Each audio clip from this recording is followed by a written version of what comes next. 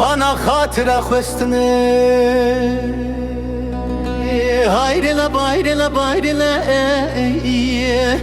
ev rojên me hemû baranın. Şeva ku em ji hev ketiyan kıyamet rabûne şev bû. Ah debra qey tu zanî çi serê me hat. Me hev nedît ne di şer de ne di pevçûnê de. Me hev nedît ne ji ber zêr û zîv ne ji ber eşîrên dijmin. Me hev dî ji ber hereyên xerab yên ku jiyanê dixe nav bera me. Ew ê var ax ew ê var gava min hatim ber deriyê wê.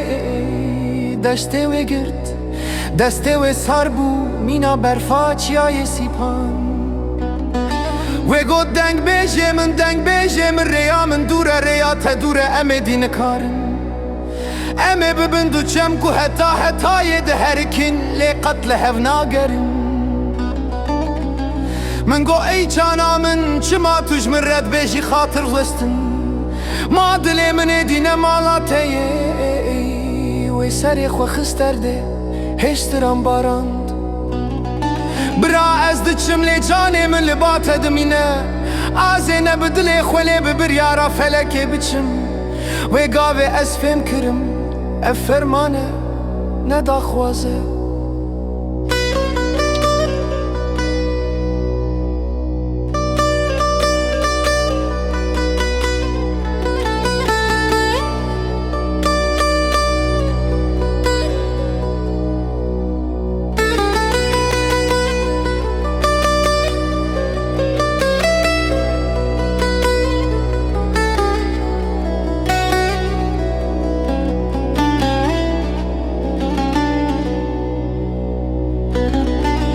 Lolo hey heval dengê min ketiye bîrê tu li kuyî.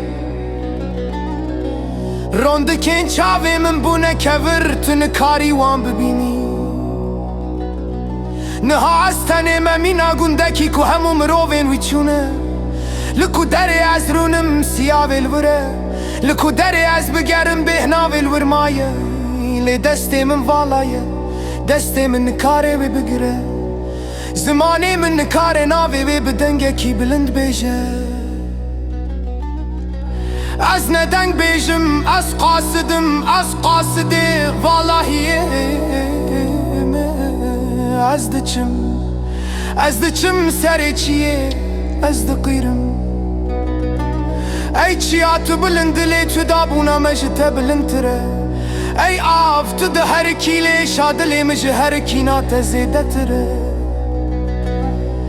Lo bira ev nemirin ev ji mirinê xirabtir e.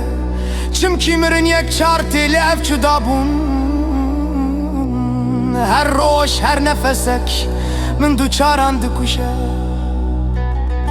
Min çi bike li kê bigerim ez ê stranên xwe ji bo kê bêjim. Wê got bêje ji bo min bêje bila dengê te li ba min bibe bîranîn. Li ba te bibe derman. Ah delo wey dilo ev evîn bêxwedî ma.